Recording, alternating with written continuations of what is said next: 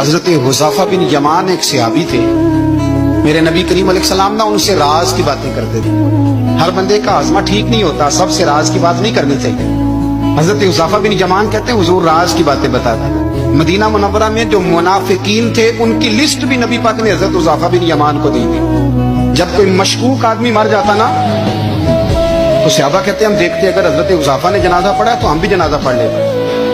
نبی پاک نے بھی کچھ جنازے نہیں پڑھے، ترمذی میں ہے، فرمایا عثمان سے جو بغض رکھے اس کا جنازہ نہیں پڑھیں گے۔ حضرت حذیفہ بن یمان اگر جنازہ پڑھتے تو لوگ پڑھتے، وہ نہ پڑھتے تو لوگ جنازہ نہ پڑھتے۔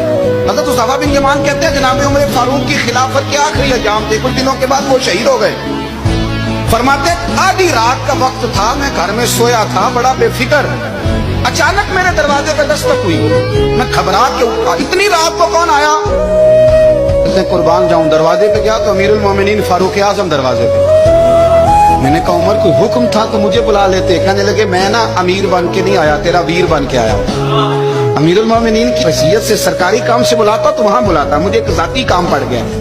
کہتے میں نے عمر کو گھر کی اندر بلا کے چارپائی پہ بٹھایا، میں نے کہا حضور میں غریب آدمی، میں کیا آپ کے کام آ سکتا ہوں؟ تو کہتے ہیں انہوں نے نا مجھے ساتھ بٹھا لیا، پھر میرا ہاتھ پکڑ لیا۔ کہنے لگے تو عمر کو جانتا ہے؟ عمر جھوٹ نہیں بولتا۔ تو جانتا ہے؟ عمر وعدوں کا پکا ہے۔ کہا حضور جانتا ہوں، اس وقت آیا ہوں جب دیکھ بھی کوئی نہیں رہا۔ حضرت حذیفہ بن یمان کہتا ہوں پریشان ہو گیا، حضور پہلیاں نہ بجھوائے، مہربانی کر بتائیں کدھر آئے ہیں؟ حضرت عمر فاروق فرمانے لگے 62 سال کا ہو گیا ہوں، 63 میں چل رہا ہے، داڑھی سفید ہو گئی ہے، بل پک گیا، اٹھ فریدہ ستیا، داڑھی آ گئی دور، ابگا نیڑے آ گئی، پیچھا رہ گئی دور، اب قبر اشر کا معاملہ صاف نظر آنے لگا ہے۔ کہا حضور مجھ سے کیا چاہتے ہیں؟ حضرت عمر رو پڑے، کہنے لگے آج میں عشاء کے بعد نکلا ہوں تو نبی پاک کے صحابہ مجھے نیک کہہ رہے تھے، پھر میں نے بچوں کی ماں سے اور بچوں سے بھی پوچھا ہے، وہ بھی مجھ سے راضی ہیں۔ اور حذیفہ تیرے ساتھ نبی پاک راز کی باتیں کرتے تھے، سچ بتا کہیں عمر کا نام منافقوں میں شامل تو نہیں؟ سچ بتا ان منافقین میں تو شامل نہیں، کہیں اوپر سے تو نہیں سارا کچھ؟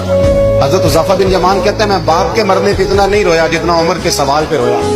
میں قدموں میں بیٹھ گیا، میں نے کہا نہیں عمر یہ تو میں نے نہیں سنا، لیکن یہ میں نے نبی پاک سے ضرور سنا ہے کہ میرے بعد اگر کوئی نبی ہوتا تو عمر ابن خطاب ہوتا۔